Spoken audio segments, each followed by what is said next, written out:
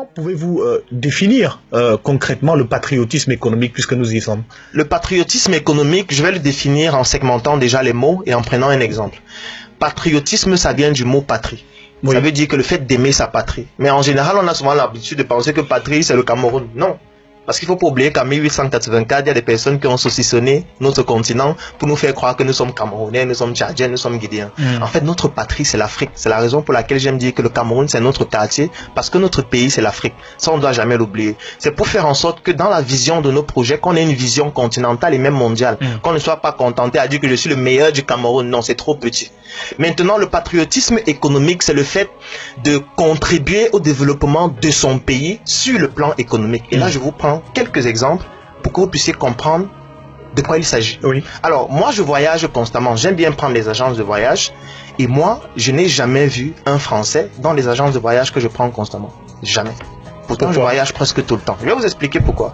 Je n'ai jamais vu un Chinois dans les restaurants où nous on va constamment, qui est en train de prendre des selfies et qui est en train de publier sur Facebook.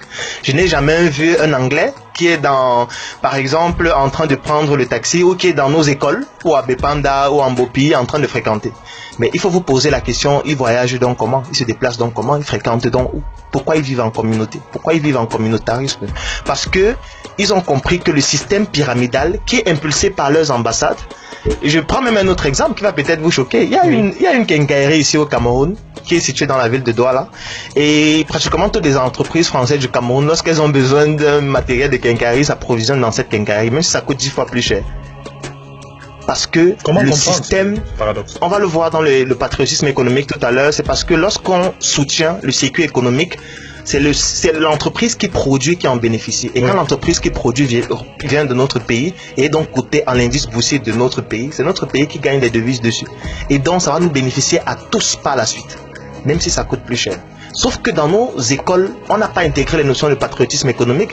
Moi, j'ai étudié le système éducatif camerounais. Vous regardez par exemple à l'école maternelle. Vous voyez des enfants qui, à l'école, dans leur livre de dessin et de coloriage, colorient des fraises, colorient la tour Eiffel, colorient les Champs-Élysées.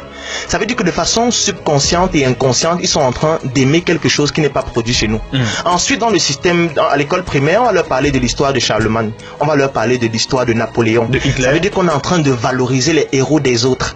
Ce qui fait que quand ils vont finir le système éducatif, ils vont commencer à être passionnés par ce qui vient d'ailleurs. On va jamais leur parler de l'histoire de chez eux. Ils ne vont jamais voir une statue des héros de chez eux. Quand on va leur parler des héros de chez eux, ce sera en termes de maquisards et tout. Donc ils ne pourront pas s'identifier à ceux qui ont marqué leur environnement. Ils ne pourront aimer que ce qui a été fait par les autres. Ça, c'est le patriotisme économique. Ce sont des notions subliminales qu'on doit introduire dans notre circuit éducatif et dans nos livres pour que l'enfant puisse comprendre que lorsqu'il compte les bâtonnets, ça ne veut rien dire. Vous considérez-vous comme un patriote économique?